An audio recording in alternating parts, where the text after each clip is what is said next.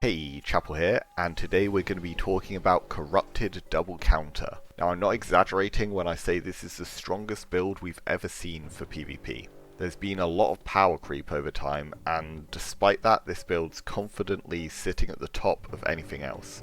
Now, double counter setups, or double defensive in general, has always historically been pretty strong in some kind of form because of the fact it's a massive skill check where you need a huge amount of cooldown awareness to fight it, or a build that's specifically tailored to try and beat double counter. AoEs have always been the obvious answer to create gaps where the players would normally be trying to press their counter, but the double counter player has a lot more counterplay for this when they're able to proc their counter on mobs. And this is where Corrupted Blood comes in, because it creates a situation where they always have mobs around to proc their counter.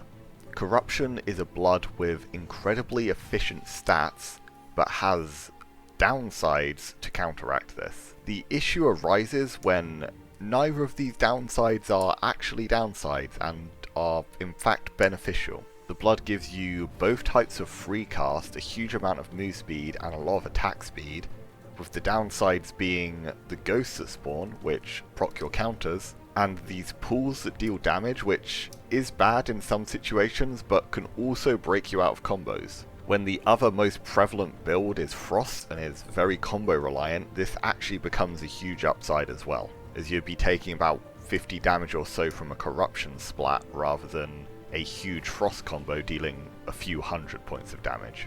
Now, AoEs is still one of the best ways to play against it, but even then, any kind of delayed targeted AoE like Twin Blade Q or Void can be fairly easily avoided because of the fact that the build has maxed out move speed and multiple CDR stats very high, so they can walk out of things, use iframes, and they're also often in iframes from the counters being procced. As long as you don't make any mistakes with Corruption Blood, there should rarely be any opportunities for the opponents to deal damage. Something I'm often asked as well is, what's the best 1vx builds? And double defensive setups have always been the best for this. When this setup right now is so strong, it's a no-brainer to be playing this if you're wanting to 1vx specifically as well. Now, as for the actual builds for this, you could either be playing a Rogue Corrupted mix or Warrior Corrupted mix, with any combination of the counters Cold Snap, Mistrance and Bloodright.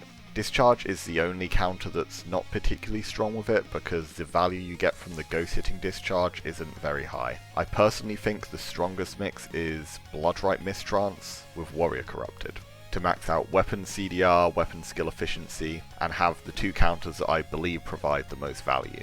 Now, as for playing against these builds, there's not an easy solution. Spells with good anti-defense and AoE such as Void, Ball Lightning, Ward of the Damned, and Soulburn can help somewhat, but if they get into melee range or get lucky ghost procs, it's really hard to do anything regardless of what kind of counter pick you're trying to play.